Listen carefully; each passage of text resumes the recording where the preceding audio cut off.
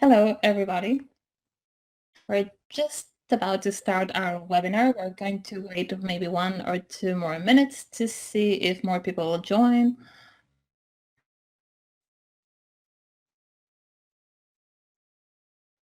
My name is Santiago Enrique. I work for Abt Associates, and as you can see, this is a webinar for using a market systems approach to develop sustainable value chain. I think we're all set up. So with further ado, we are going to start. Slide, please. Next, onto my presentation. One before. Perfect. So I was telling you, my name is Santiago Enriquez. I am a senior specialist in climate change and environment in Abt Associates, and I am based in Mexico. And for me, it's a pleasure to be here with you as a moderator. Next slide, please. So let me start by giving you a little bit of the context. So why did we decided to focus this webinar on the southern part of Mexico? And first of all, I would like to clear that when we're talking about the southern part of Mexico, we're talking about 7 states, Chiapas and Oaxaca, the three states of the Yucatan Peninsula, Quintana Roo, Yucatan, and Campeche, and also in the Gulf of Mexico, Veracruz, and Tabasco. And we have several characteristics in this region that highlight them from the rest of the country. I would like to highlight 3 of these features that are so unique. The first is that it's a very poor and social exclusion area. As I told you, we're talking about 7 states, and these 7 states find themselves among the 11 poor states in Mexico. Besides, it's a region where sadly the poverty has increased during the past few years. The second feature characteristic is the high migration in this area. We know that migration is very linked to poverty, to lack of opportunities, but also we know that this is a region where a lot of people from other countries arrive, especially Central America, because they use Mexico as a route to go to the United States. However, these foreign people, they may remain for a relatively long period in the southern region of Mexico, and of course, this has some social, environmental aftermath. The third characteristic of the region, it's incredible natural assets. This is a region where we have a lot of biodiversity. For instance, we estimate that over 50% of the known species in Mexico are in this area. For birds, reptiles, and amphibia, we know that in this region we find over 80% of the known species in Mexico. Besides this region has highly endemic species, namely for the reptile and amphibia. This is also a region where we have ecosystemic services that it's not only important for the local economy, but for the whole country and for the whole world. To give you an example, in Chiapas state, we generate approximately 40% of the power, water power created in Mexico in total. And finally, if this is a region where the ecosystems for most they are highly preserved, we also know that this is a region where we have many dynamics that threaten this ecosystem, such as the expansion of farmings, the transformation of land to farming, and that are endangering these ecosystems. So taking into account the features of characteristics of this region, and we understand that promoting this region is very important for the development of Mexico, we decided to focus this webinar on 3 main objectives. The first is to change experience when the market used to increase the investment from the private and the public sector. We also want to find the market solutions to alleviate poverty, and at the same time, see how this experience using this MSD approach may reduce the stress of the industrial activity on the ecosystems. We also want this webinar to help us to assess the relevance of the international experience in the Mexican context. And finally, we want to identify the factors that would allow the scaling up and the reach of the sustainable value chains. To give you a little bit more of context, I would like to change some of the experiences here at Abt that may help us to identify experience and insightful topics that may nourish our discussion. I'm going to talk about the activities that we deployed in the Mexico Competitiveness Program financed by the USAID agency. Since this was a competitive program, our approach was to create economical incentives to preserve the environment. And under this topic, we were working on two main topics. The first was to work with the communities and the farms to use sustainable use of the resources to provide the goods and services that would satisfy a market's need. Here, we were working with the service development, mainly tourism based on the nature experience, but also with very specific products such as cacao, coffee, honey, fish, and all the wood products such as lumber.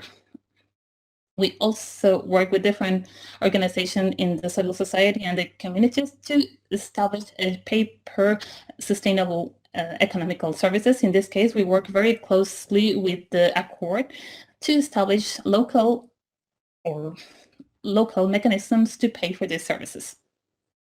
Next slide.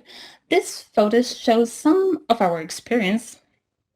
For the first, it's a project that was focusing on developing the honey producing system in Chiapas. Then we have a greenhouse photo where we were cultivating coffee beans.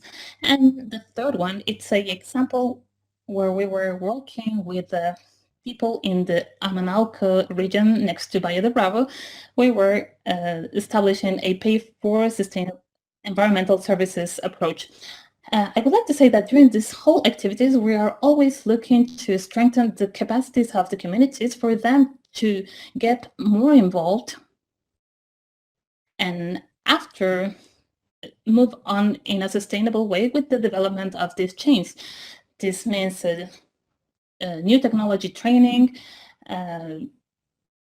organizational and management training, and also working along with them to make sure that part of their activities are focused on monitoring and protecting the environment around the place where these activities were being held. So with this in mind and this context, we hope that the next presentation, the rest of the webinar, will be helpful to answer three main questions. The first is how to increase and scale up these activities that we have developed in the past, and the activities that have been developed by the other actors. Second, how to reach simultaneously economic, finance, social, environmental objectives. And finally, how to get involved with the other sectors, mainly the private sector. For this, we have structured the webinar in two main parts. The first, we have presentations from three panelists. Dr. Walid Salat, leader of Egypt Rural Farm Business Promotion Project in Egypt, deployed by Abt and financed by USAID. After Ramiro Tegolanda, he's a finance and investment for development expert. He's an independent consultant. And the third presentation is going to be performed by Liliana Davila Stern. She's a sustainable landscape expert, and she's also an independent consultant. So after this, we're going to move forward to the question and answering session.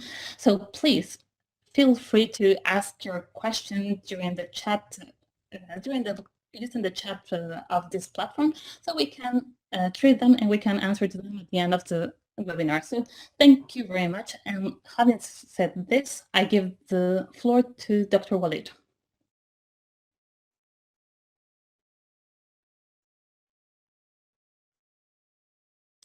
The project to strengthening the agribusiness in Egypt, was a project deployed by Abt Associates and financed by the USAID in Egypt.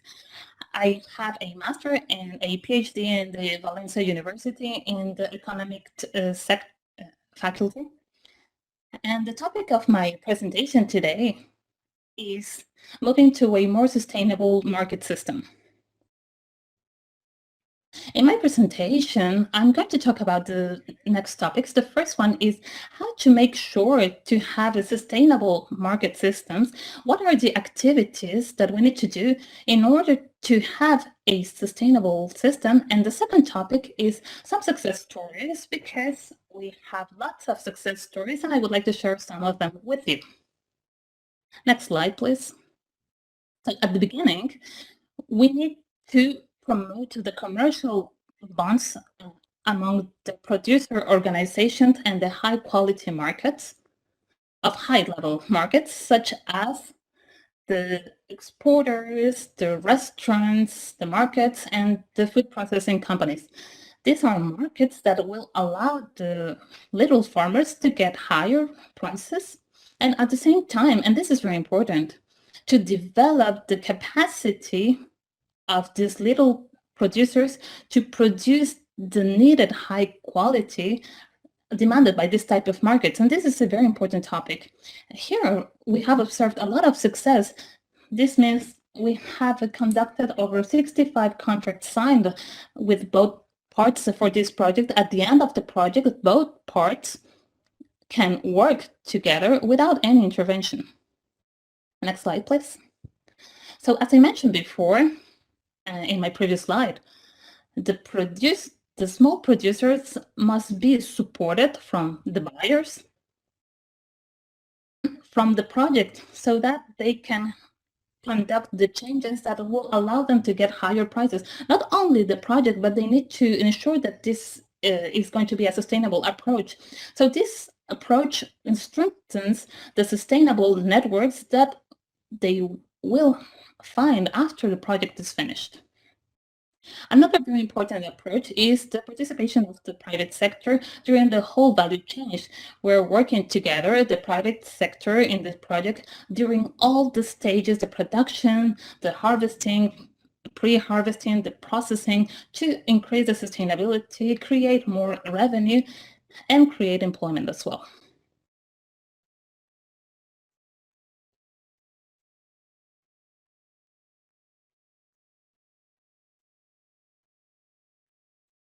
It's very, very important to have a buyer-driven approach. First of all, we need to understand the needs of the buyer. What are the characteristics in terms of quality, quantity, color, all these things. And after, we're going to develop the capacities of the developer by having good farming practices in the production phases, pre-harvesting, harvesting, post-harvesting during the value chain, with the final objective to have a high-quality project that faces the needs of the buyer. This buyer-driven approach is very important to keep in mind. The intermediary is a key word for the little farmers. The traditional model is not very good for the small producers because they have a very little percentage of the final price, and the intermediaries get most of the final price without giving the service. We need to provide a more modern and shorter model where only the cooperatives or the producers' organizations are involved, as well as with the producers. Here, the producers' organization play a very important role during the value chain, and the project needs to develop the capacities of these organizations. Another very important approach is to adapt and provide adapted technologies that will increase the productivity during the value chain. More adapted technologies to the producers, to the small producers, not have all the financial means to properly finance the big investments they need. Technologies that would allow increasing productivity and the loss during the value chain, including the production, the harvesting, and post-harvesting phases. After, I'm going to give you precise examples on these technologies. Good. Let's see some success stories that I will like to share with you. The alliance with PepsiCo. We have had great international success. We work together to develop the small growers in developing this sustainable PepsiCo system. This is made up of 79 practices. We work on 57 practices, and our team works with 27 practices. We working with plagues, quality characteristics, and ABT supplies technical assistance in good practices, irrigation, preparation of the land, and nutrition. And really, we have had great results in the last season. Productivity increased from 6 to 12 tons per acre. Production cost went down in 20%, and pesticides and fertilizers was reduced from 25 to 30%, and income increased in more than 100%. Now, I will give you some examples of the technologies that increase productivity.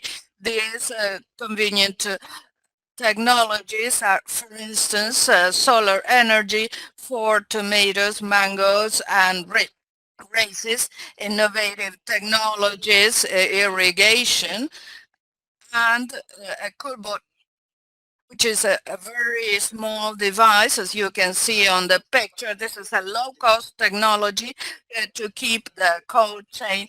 This device turns any air conditioner in a refrigeration machine. It saves in the cost of installation and reduces the use of electricity. Now, in order to ensure a more sustainable market chain, we have to strengthen the power of service providers and the private sector who can work directly with producers. We are working on that phase now. We have to uh, uh, promote the relationship between organizations of producers and buyers. Here there's a key question. Why are these organizations going to make a commercial relationship easier? Our project is to design a financially sustainable model so as to keep a sustainable market.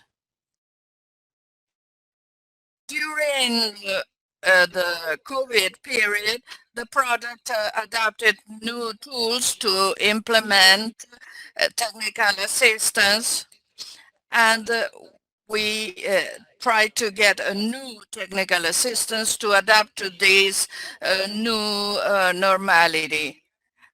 These took different context, and there were telephone calls, virtual meetings, virtual training, and the use of SMS and WhatsApp to send messages, pictures, videos, and support for the questions with. Then there were high profile events. The director of Egypt of ABT attended, and the ambassador of Egypt in the United States. It wasn't easy for small growers because they have to adapt, they have to look at images and read messages in order to help with the problems they face. Thank you very much. I give the floor to Romero. Ramiro. Thank you, dear. Well, uh, really, I want to thank you. It's difficult for me to find words. to thank you. I'm really thankful for your invitation to take part of this seminar. The agenda that we have for today, it's wide, but we'll try to do it efficiently. We'll talk about financial rural markets around and what surrounds these markets and how this affects the supply and demand. We'll look at production and the strengthening of value chains as a response of traditional models. And fundamentally, we'll consider other access options and resources for capital in the long term that we may have available. We'll try to put together the concept of rural value chains with sustainability and green finances, which is something that's truly interesting. We'll also see an example of intervention.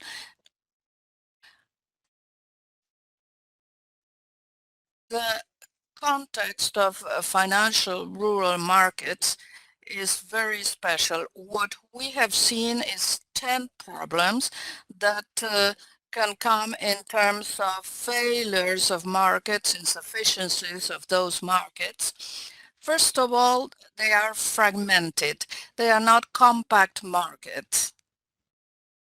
There are sort of gaps and things missing that make them fragmented.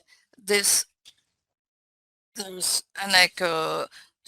problems, ecosystemic problems when there's a plague, and it punishes all the agricultural community. We'll consider all these serious problems. There's also supply and demand. When there's excess production, and this makes difficult to repay the investments. There are high levels of poverty. And as mentioned before, I think Santiago mentioned it, there are high cost of transactions, political and social problems, and also legal problems in terms of risk, ownership of the land. It's a complicated context. And what we can see in terms of supply and demand is there are no financial products as would be needed. Then the valuation techniques of the risks follow all traditions where you see the producer on an individual basis.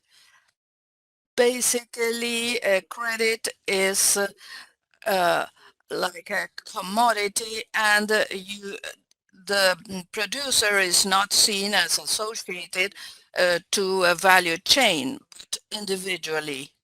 There are no investigation techniques in terms of risk evaluation, and in most banks and financial institutions, there is no strategic focus that make agribusiness and rural finances are profitable.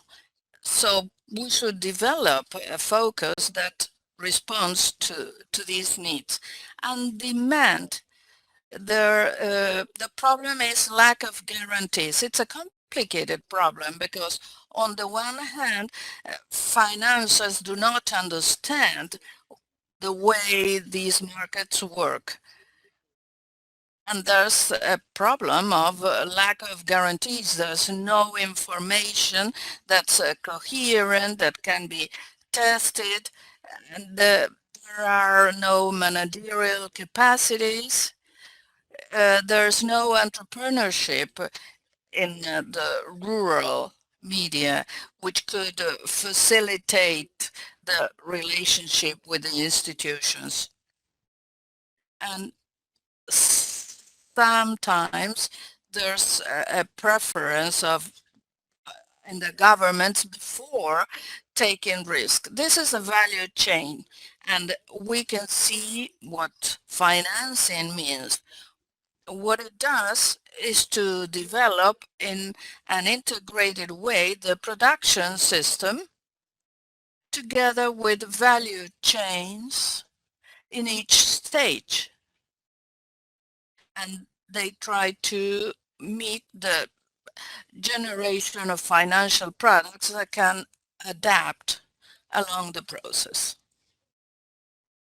Here, there's a very important issue. There is an interesting response through the financing of a value chain. So, this is a successful strategy. We are testing this. There are several favorable experiences, and this system helps the incorporation of rural systems to international systems. The important thing is to get medium and long-term financing. This is what worries us. There are at least 2 or 3 products that can help.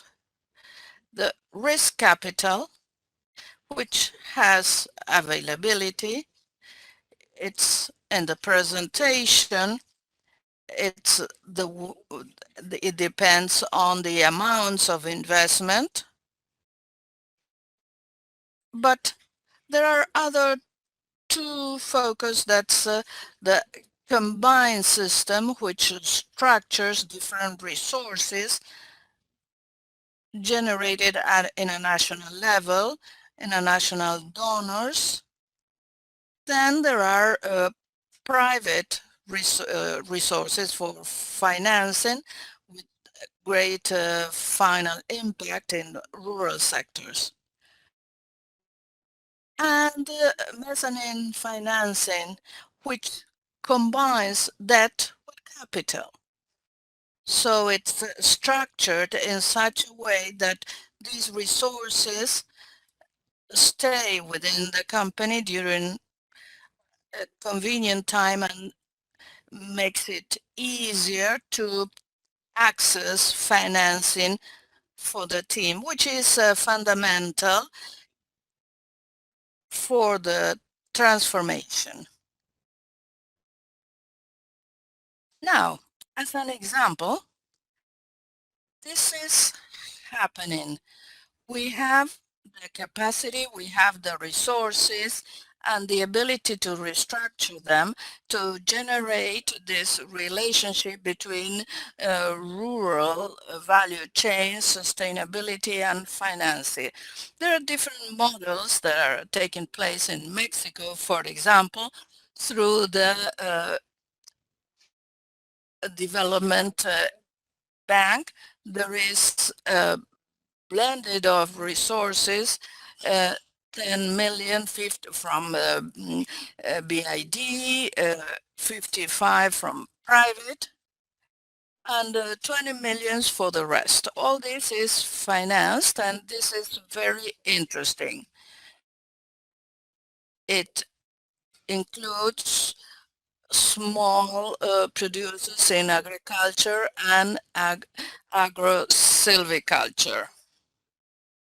They are long-term credits with guarantees to show more confidence for them. And then anchor firms, investments of leading companies, and also donations for small and medium companies. This is happening in South America and in Africa and in other parts of the world. And this is an important trend in long-term financing associated to sustainable value change financed by models. This is all. So now I will give the floor to my colleague.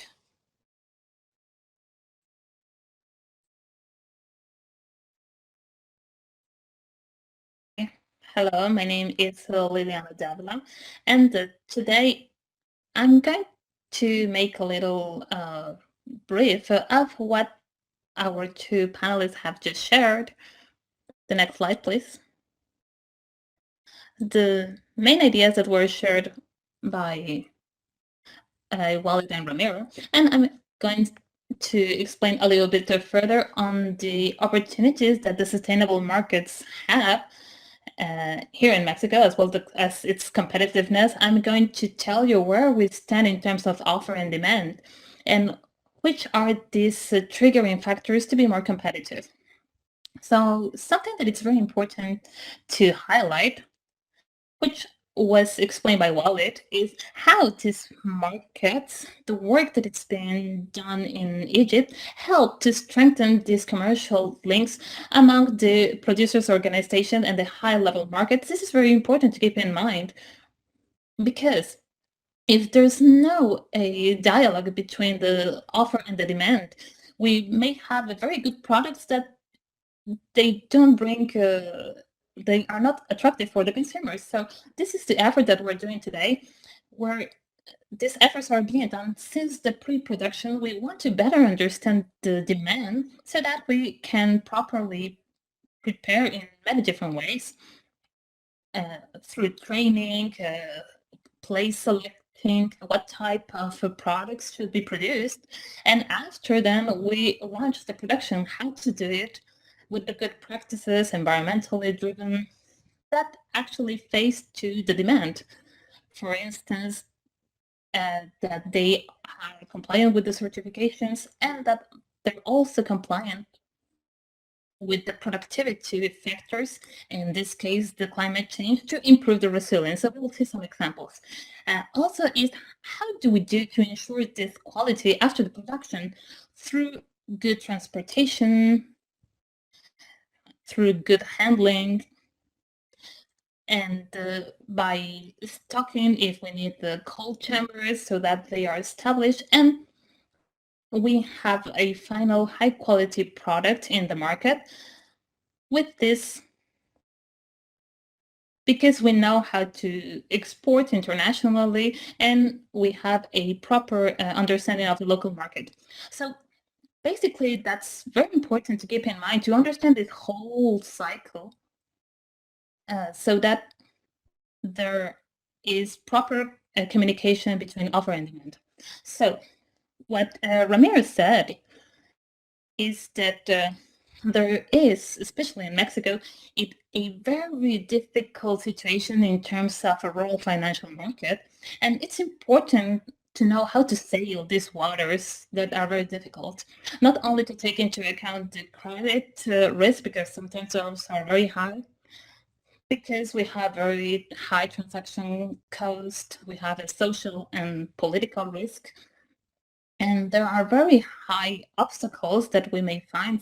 For instance, as he said, for example, a high geographical distribution, or for example, we don't have appropriate financial products that are adapted to the dynamics of the production. In this case, for example, if we need the rain, we won't be able to access the forest to harvest or to get the lumber. I mean, this has to be taken into account. But the good news is that we have already set solutions that are facing these obstacles and that are long-term and very impactful.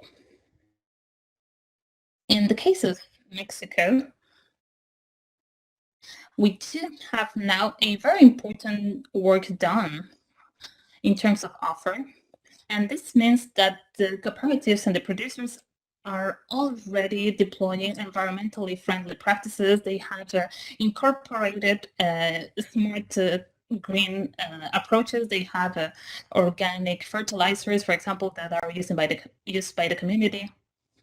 In the Yucatan Peninsula, there is a group setting up a whole system to improve their products. In terms of service and goods, there is a huge diversification. We have experience in the ecotourism, and they face this interest to highlight that indeed we're not just drinking a coffee, but we're going to get many different specialty coffees.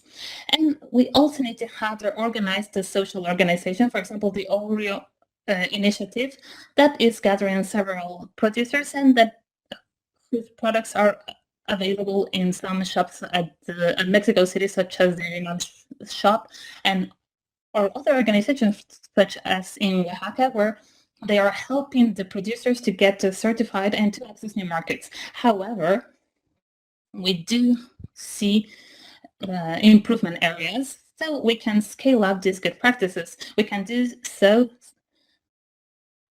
through keep on strengthening the skills through technical support. That must be very important, by transferring IT knowledge. There are many tools today that may help to transmit this knowledge and to make a more resilient chain, because indeed, this is a very vulnerable sector to the climate change, particularly. At the same time, we can quantify and automatize the available services and the environmental services through labels and certification to have today, so that they become people know about them, and from the demand side they know what it involves to buy a organic product, what's behind that label. We need to quantify that aspect so that it's more understandable. If we don't actually see the things, it's hard to see abstract concepts such as the concepts behind the product production, and also to scale up the capacities in terms of good practices.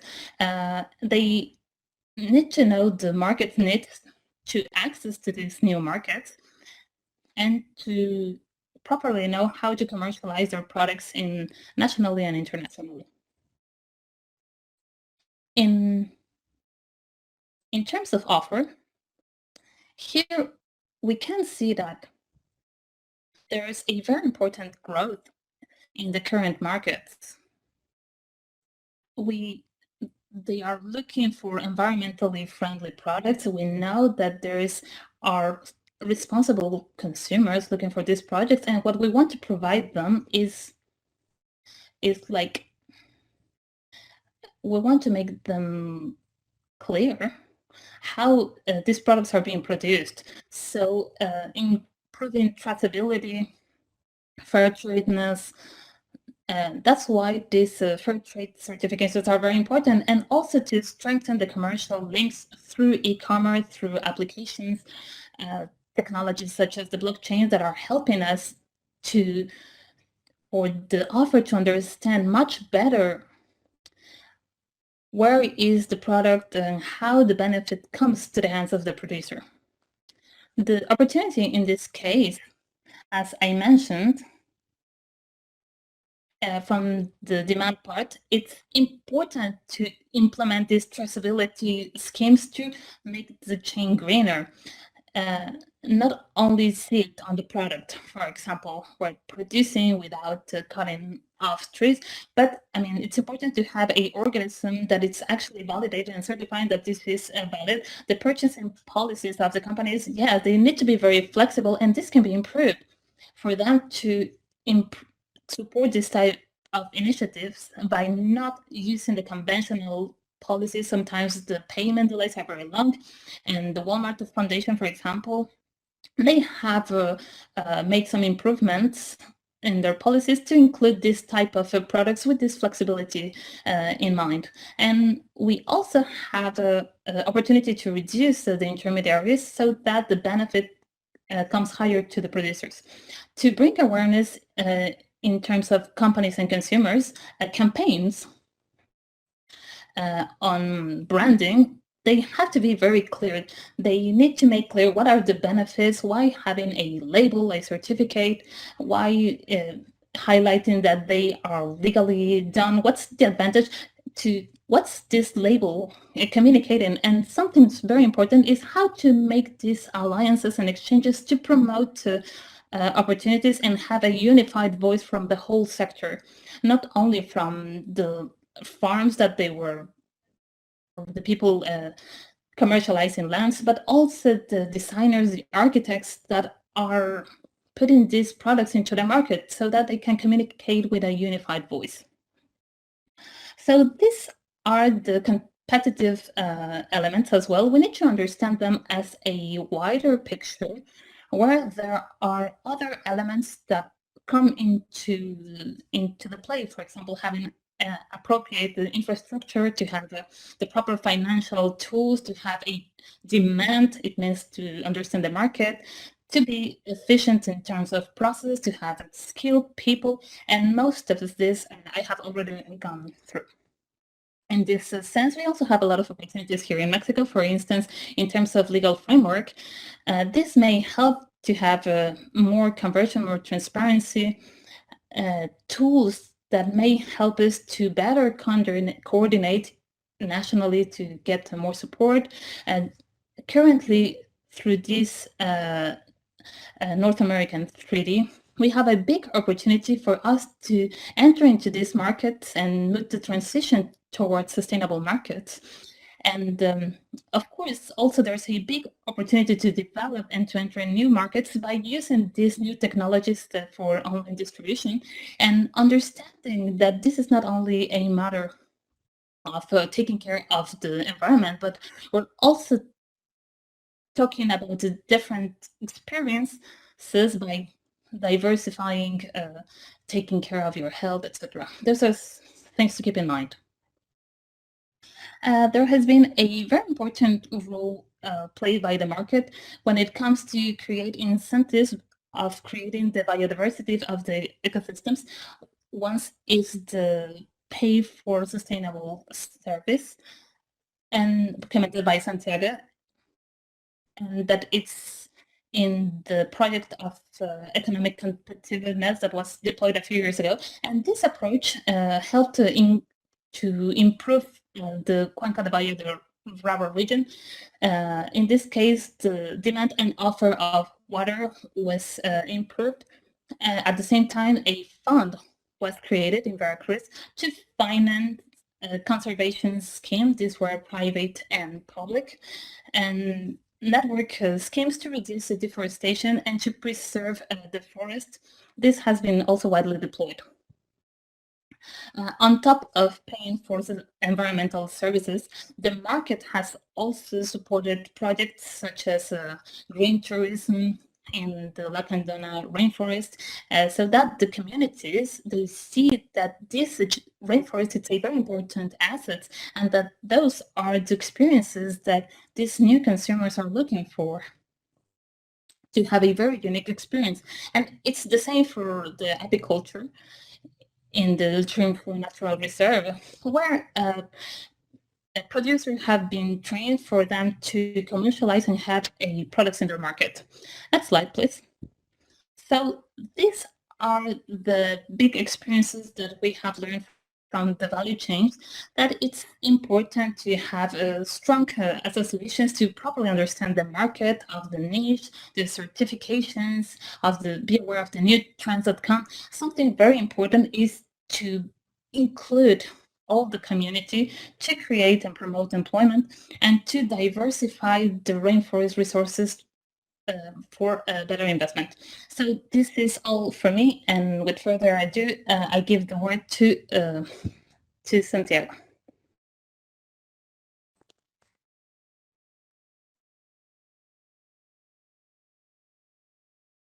I would like to start with a question for TB.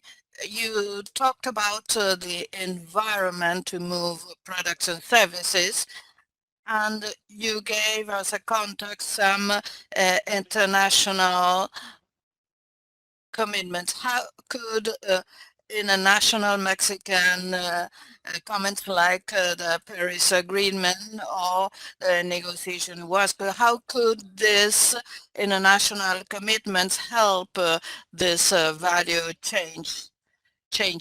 This trends, as I have said, all these commercial agreements and international commitments to keep deforestation that show that there is a strong sign on the market so that the different private sectors and financial systems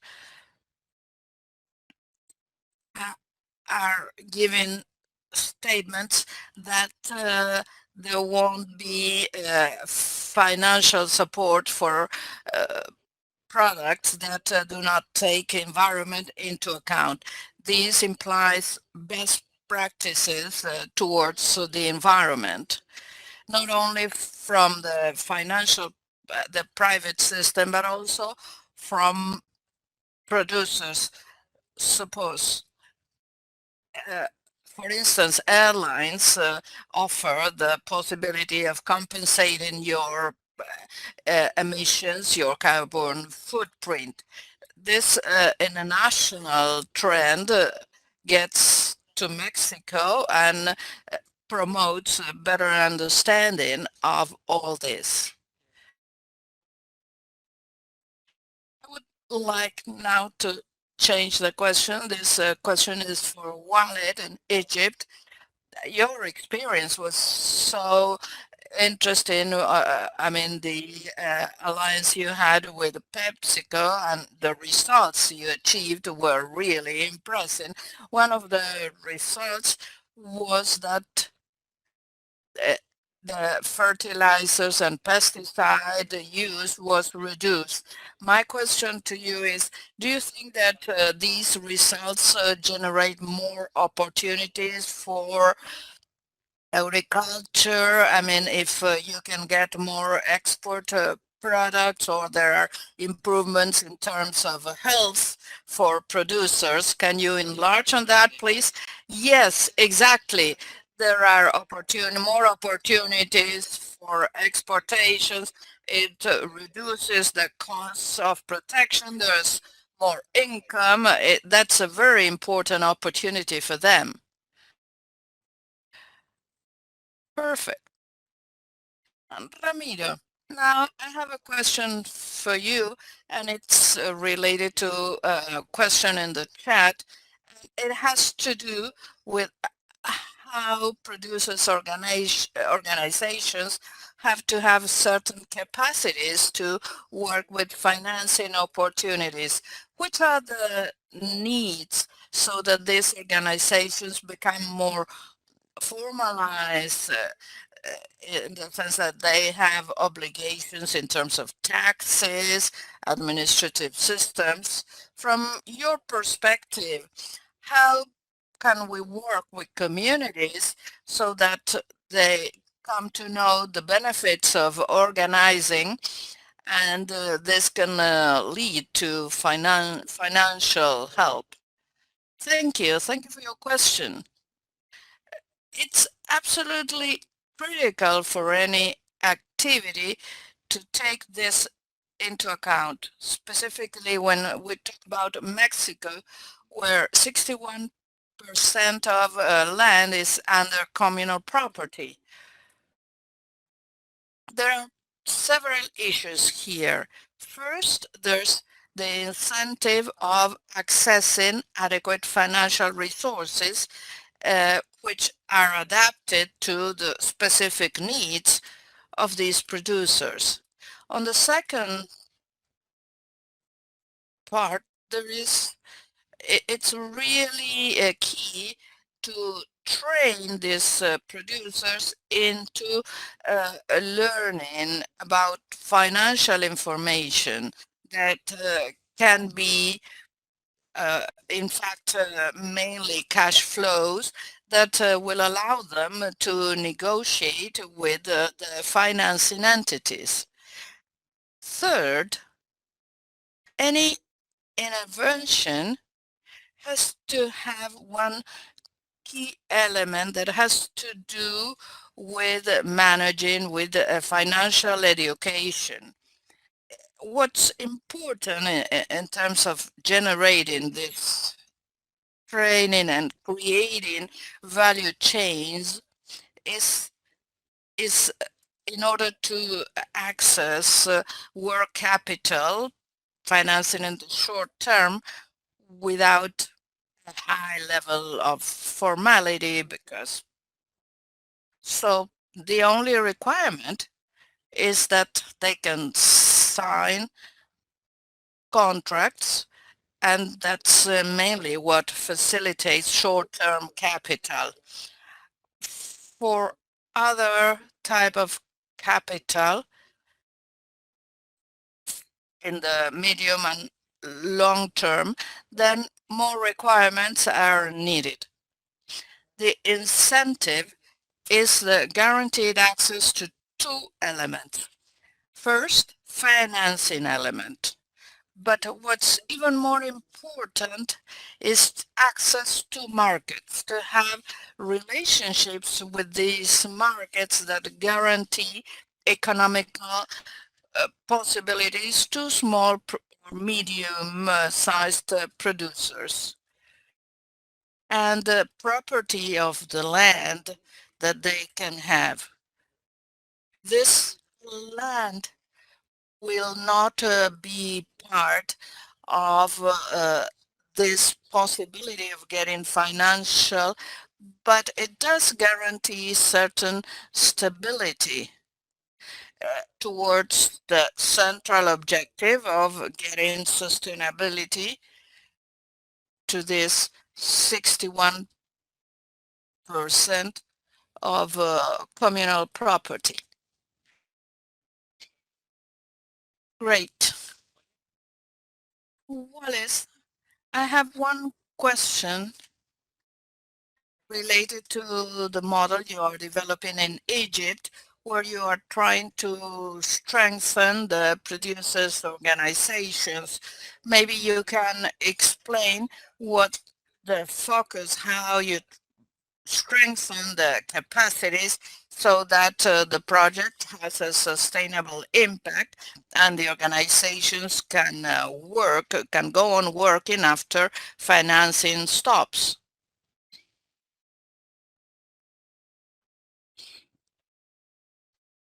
During the project, we developed the technical capacities, both technical and administrative. Technical in order to give technical assistance to producers after the end of the project, and administrative in order to connect with the private sector. So we give both technical assistance and administrative assistance too. Great. Anything else? Okay.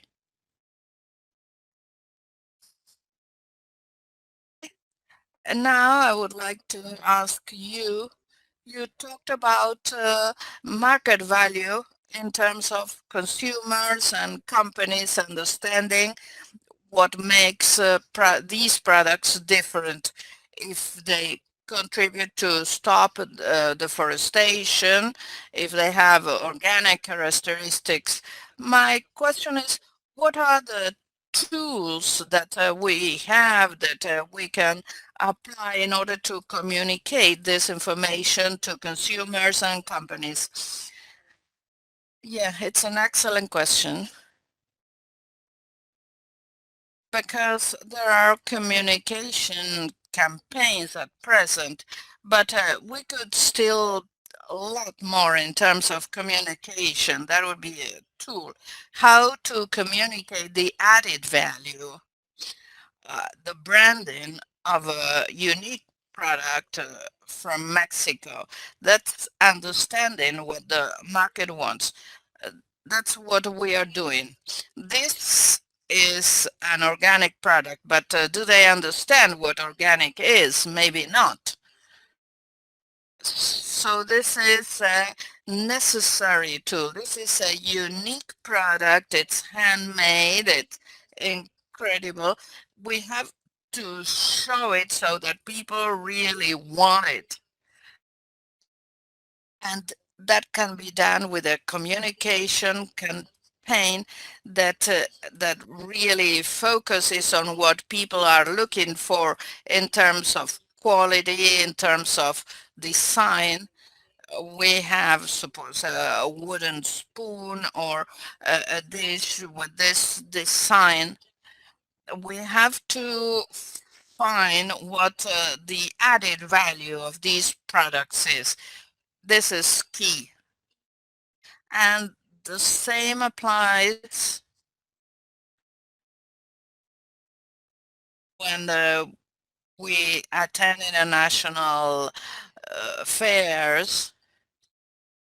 This can also make the message much stronger. There's also blockchain or applications to do a follow-up of the product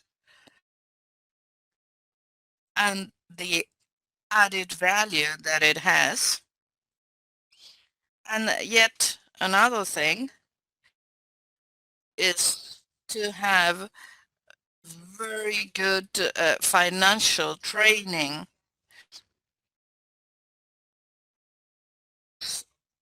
implied for the companies to understand the process. It's really important to make known all the characteristics of this product to a market that's really anxious to learn and to know more about these things. Thank you very much. We only have time for one more question. Ramiro, the question is for you. I think all this financing of value change is very interesting. And for the point of view of the communities or heroes, which are the benefits of being part of these organizations instead of working with the usual, the known organizations, but what's traditional and they know how to deal with them? Well, it's important to establish the incentives that make these small producers choose to go through the the road of responding to demands, of doing what the demand, what the market wants. We can generate these incentives, but what is evident and what we know in terms of small producers in Mexico, we have identified that there is certain frustration because of the lack of responses of the system to meet expectations, and also the lack of markets, the lack of effective demands. That's what precisely Liana mentioned. We need a big effort to relate these two elements, starting from a demand to be able to organize our change, our supply chain to meet this demand.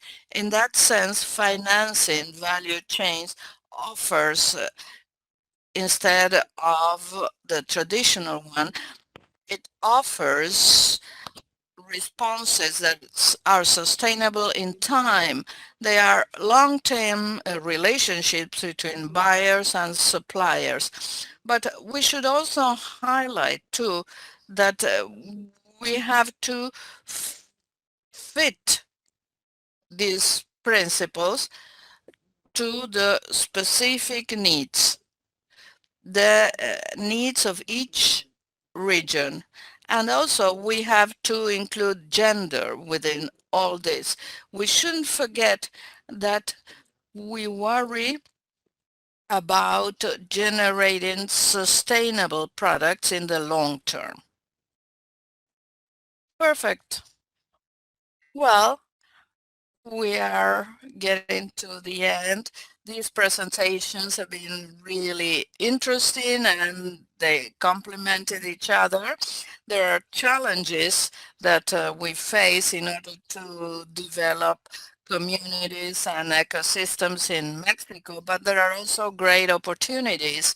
And the opportunities are born from new situations, new technologies in other parts of the world that could be used here too.